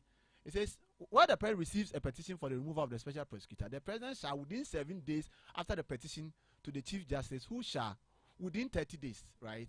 Sorry, within 7 days refer the petition to the chief justice. And to the command chief justice, the chief justice too shall within 30 days determine whether there is a prima facie evidence. So, Kwame, petition or the command, I think 30th April. President, the court prima facie what evidence. Do you suspect? Yes, if there's any evidence, if there's any grounds. Say, I don't Bibi Bibi will more some boy. Investigation be ya. I don't know Bibi Woman. And Kwame, petition or the court 30th. of April. President was sit. I did swift nothing day. Within 7 days. Within 7 days, I was suspended of blame president. You understand? That's what the law says within 7 days. And the president has acted within the law. That is one. Then two, the Chief Justice also has within 30 days. And from 6th of May to 30 days, which will be 6 June or something of that sort. And I know for a fact that Chief Justice has written to what do you call it, the special prosecutor to furnish her office with further and better particulars. Chief Justice young train na sebi they be ameka say open ho fast rad na mu jaso adani jaso. We shouldn't rush to take out the merit of the case. Young train na investigation no and because we are say Chief Justice establish primary facie say bibi wo mu a say be investigate ebeboa. The Chief Justice shall establish a committee. Normal tenaso, normal review na say bona, then the president will be asked based on the recommendation of the committee. So into 15 subsection 6 now say the president shall act in accordance with the recommendations of the committee. And the committee na Chief Justice better no. I want a president so be act based on that. So in this case, the president is a mere conveyor belt. Or not the assembly the asumano based on the constitution, and he has to do accordingly. The president from Emrebia. And here for Mr. Ramo, you know. Now, Kwame, the mischief here is that, and this I shall say the argument be Mr. Argument NDC and say, oh, President, as a special prosecutor and Quadian or Deco. It's not true. Kwame, in the year 2022, apart from Mamma Charlotte or said, Yana, Omankasa Koko, ya, Amedu Sule, Georgian Opoko Manqua, proclaim your Mancasa, easy for an Ancasa petition, say, Yay, Mamma Charlotte, or say, every one mono. Ah, President, young man. In the year 2022, Olika. Back of Vomao. And then the Citizen Coalition Against Corruption, you can say corruption or something of that sort. Kwame, almost the petition, Akoma president. They sent their petition in January. The president forwarded the petition to the Chief Justice. I'm talking about their petition was to remove Mohammed Mensah. The president forwarded the petition to the Chief Justice. But later on, they came and withdrew their own petition. I'll forward the information to you right now. And the petition, beyond one man, and this is the first one can hold us up. It is neither here nor there. A truck and then this is for Eddie. Petition bien wako president wha as who act upon it. What failed to act upon it? The petition to remove Mohammed Mensah was forwarded to the Chief Justice by the president. At the same way, there was also another petition to remove the former Chief Justice. I'm talking about Gloria Ekufu. And the president acted on that. But if you are going to remove the Chief Justice, it's up to the president consulting with the Council of State to decide whether there's a primary evidence. Do you have to waste my time? Okay. This one, what I want to say is that first, Kwame, the special prosecutor, tell me you create the office of the special prosecutor. Yeah, no NDC for. I can't come against you. Almost here, to say the Ghana can say you acquire the Ghana card. Almost some call for Ghana card in this country. Yeah, they have insurance. Benefits for saying yeah. Their members walked out of parliament, but I'd say a true end is for true health insurance.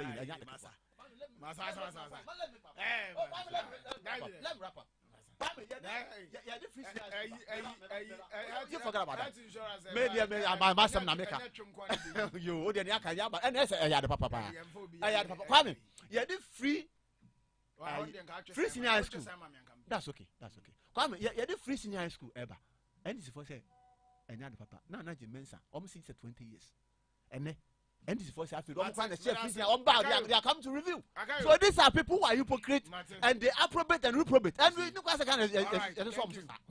and somehow you see when continuously on Kwame now Kasemi we di man kanko esa umwa show no in fact moderate show no we tie for per wasempa because obi am no be hye bia obeka se o tie me o time fm bia no aka se aka chem so ba chia kwa mama ba no ka se me wo ja amana ka se me try hwe obi so obi tie that portion na what now man aka say a debt na a free 9 billion call 120 billion no mo free 120 billion call 630 billion no because from 9 billion to 120 billion no the percentage wise no was running into Kwame no debi o me nyana ampa wansa na me about percentage wise debi nyana ampa wansa he is saying that to mean say and until they have done better Are we dealing in percent? Are we purchasing in percentages? Come in. Ukwa boso kan na se ujia box SA na ukotwa. Ukwa aboso kan rano. It depends on how. There be Kwame. It depends on how you see that is mediocrity. That is mediocrity. And you see, Kwame, the thing is that when we allow them to end the moment, to limit the discussion to that level, they are able to say something because your mom says on my baby. But Kwame, the reality is that endam no kase Kwame. Obi pia bonti no kwato benku obi kwato dokuna on ton mame nkoma se mame nkoma. Ebe wura me time, wo fa mo me time. Kwame mo me time. O ha me wo so just listen to memory flow. But the whole kana o person man yes me na me man kind because what is not true no. In same vein, onu so betima ka say first no we mu mutimi ka say ye ne ba kra two teacher for akatuam akodu 30 million. Now what I say, Mahama time na 10 million, but I'm to me the tossment say a percentage na be na. No, till Kwame. Why is it that we are all crying that the economy is hard? We are not crying. Obians we say economy more because of percentage decrease or increase. Obians because it's your petrol station now to fuel. 1 gallon also turn 79 cedis. And no more Obians Kwame. And yes, whatever the increment may be, or 79 cedis. The reality is that Kwame and so be quarter cement, ako patching and down one. In so to toya, and down Hawaii, so be down who patching no no quarter cement up patcha, or bet you 110 Ghana cedis that togasem. Uncle calculated percentage. And you know, let's discuss the reality. The reality is that when it wasn't good, they were appropriating. Now that is not good and it is worse. They want to reappropriate. Okay. And we will not allow them to limit that conversation to that limit of and to the person who wants to say, in terms of finances. Say if indeed say banking sector clean up no, because we have seen it. Because we have seen it. Now we have to do a domestic debt restructure in order to resuscitate the banks. You are not even ashamed. Who will be also the economy as you know. You have to do a domestic debt restructure before you can resuscitate your banks. We didn't do that. You also a external debt restructure and started waiting access to international bond. Obi also have been pono no. We will not allow them. They don't remember level na become munya binkano. And that is what I'm talking about. Kwame was say president etu kwan of aso ede we nu koe no.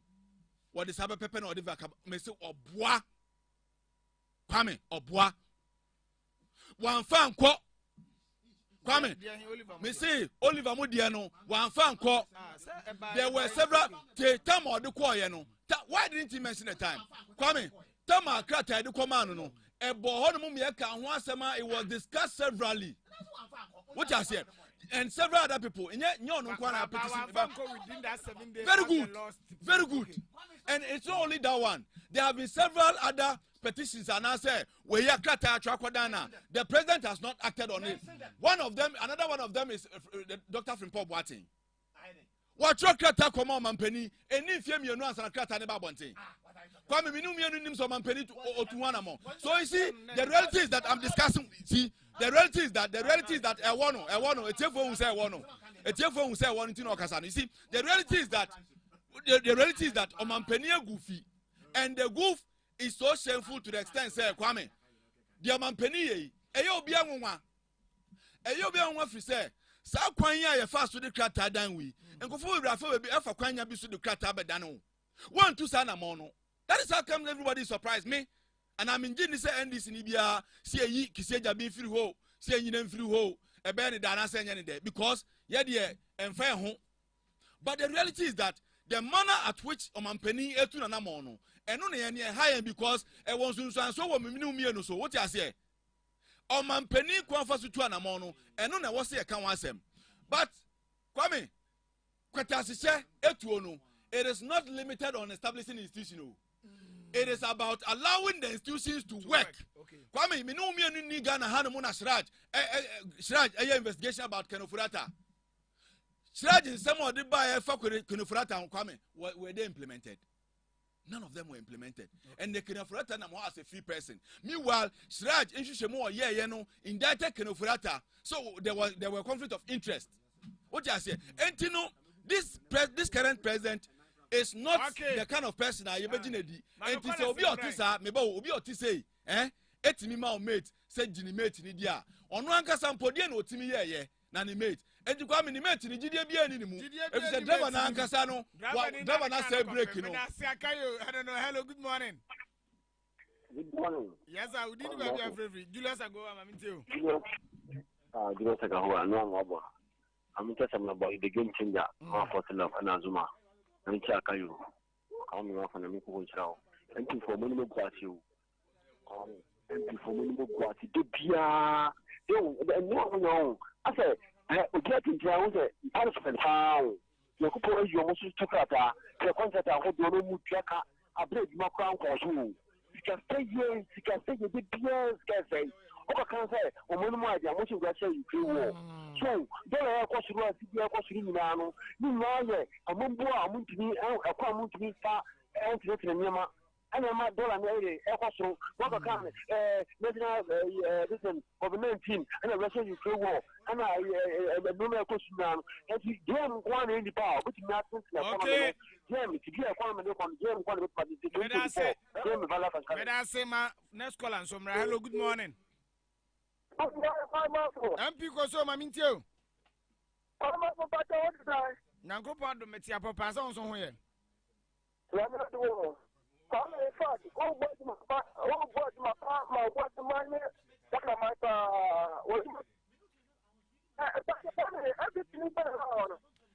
Ace in the buy.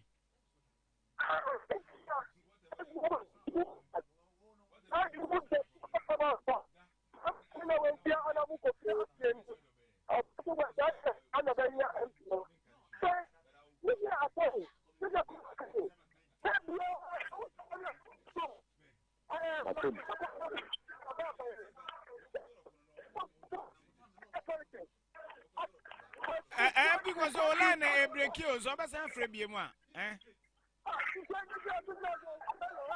Yeah, and because all I know, in Yinasuti, my man from the school. Hello, good morning. Yeah, me Jodin, baby, I'm free. Ghana Bay. Ghana Bay, my too. And I was in my pa, boy, and this in the Badabasman, and I was taking the women my day. Yacha, so that the calculation of my ma. Maybe the minimum of the party called the Sadico party. Ghana for really. I set up a skitter. On training, I said, no, my and 1 line. Let the other me. You need a normal sports. My other Mukoi, ministry, Yahoo, and some trough for our drum the color for the time for Omi and some trouble. That is, you know, Omi Roma Britain. If you attack colossal part of entity value, you may get what the colossal there. Omi had never become a Katoba. That's a colossal. Because all you himself or now, set example that. Because in court for the or to show my day, Obi a be that or buy in so much ready. I in Toka Colombia, Sama, ye bar, a man in the number for a bonfire. This Ababa. Now, this about the art when you say, and Sawama Mumba, the amount of the Gumba Baba. Only a minute, my Baba. Medasipi, next caller, and submit me about hello, good morning. Good morning, Kwame, Mafo, and not Sewa, and you may have Bibia before the SK Bolas, Name and what is Momamicham and Kurutu Green, on a woman of position fee. I mean, Chami former DC, Unyabo Kwame, Asamoah, what Bema, but I'm sure Odo to be additional. Kwame, and a Branca, the Major, Wilson Adueno, Ununia Warrior, I don't know the Orca, I don't know the Warrior or Mamu. The time something going on a 7 say, or Wale, a baby, now I would say, or how be back. Now, would you want to walk or so about no? Would you be pretty? Would you be pretty? I didn't be when you my pa and be buying at the yard, away. What can't MVP? Get us all the way. Baumia, I had the neighbor. Where you Bolas, my from Sumra. Hello, good morning. Hello, good morning. Hello. Hello. Yes, I would baby are free.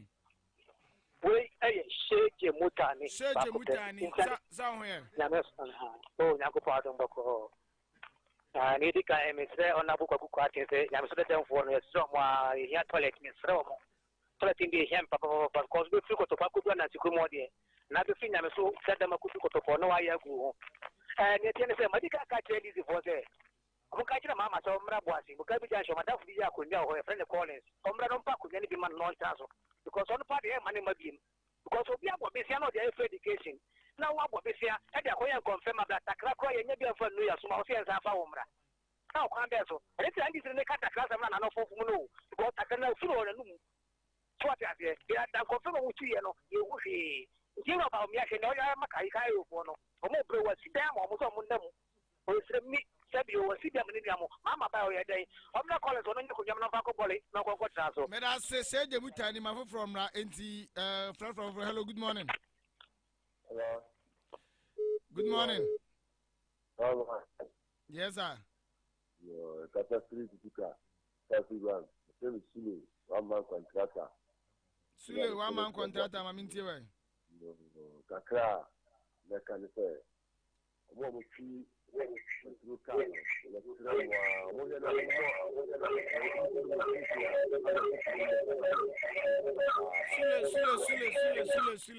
Olansi, hello, good morning. Hello, good morning. Oh, you just back up account at your fancy. Hello, good morning. Morning, yeah. Maybe I told you, anybody are free from. My 14 and take a swam, I'm in Tiway. I got my Mammy. Let us go. Oh, you. Now they are mother to you forward. Why, really? What do I hear? I am moving. To know, said this, I call back over the gun, but so the baby, yeah. What do I mean now? A bit depended, yet, me different in Seminole. Say, me go for Moby. So I have so no one when you number J. Name the more people from any partners who cried the Indian. Let me know be a Miss Adam, my dear, didn't cut the man. And you got on the man where you okay. So in the idea, I'm not transfer. Never turn one. Bubenia Tibetia. I got you. Yeah, Kwame. What's it better, my mini booming? Was it Obuasi say? Me okoko fu on na me de mo obi na wa anya ni ye na me je de mani pa foforo na de me different nsem no ba say wo papa che wa afide obe ni ntime mfama na me de ma no na me say be depend de me de ma no foforo na anya ni ye o makatisi so na o makatisi so na me nyo obi a metimi de amade bi dinka de ma on say sanalogy you know unim say sanalogy no sanalogy ni be complete a onim bibi akayo ansana say no me rapport apa no say unim say ansana wo de ade beje obi wo beje ade fi obi nsem na wo de eje obi na nipa na wo jifiri nsem betimi aba na ye say the other man wo say no anything na ma de ono so ye no ntimi di twato na mesre Obuasi man say de munim no e for slava pia kenin oba na ne ato aba no ye register ne ato aba no ma oba na next week me ko akayo lesson note we go on the lesson note anyway that's just by the way Kwame the petition was sent to the Chief Justice by the President in Akayo Kanyano. All right, yeah. I bet you know what time it is. You know what time it is. It's a classic production of the Man in the Mix. Appear to. Right, the Jumadian is some question for Baba Trans. Now, Christ Survivor for so more crusade. Crusade, Namia Dumwa. 20th, Educosi 26. Christ Survivor. Question for Baba Ya. Thanks for your radio. You need to come in from what's a Maxwell who's at the junior. For Quademunum joining National Team. And a payment champion McLean Jet here to my phone. I've over any friends at the end of Michelle. Najma no come. Want to one, Mr. Right, I was young for the day to us. Good morning. Send your don't be your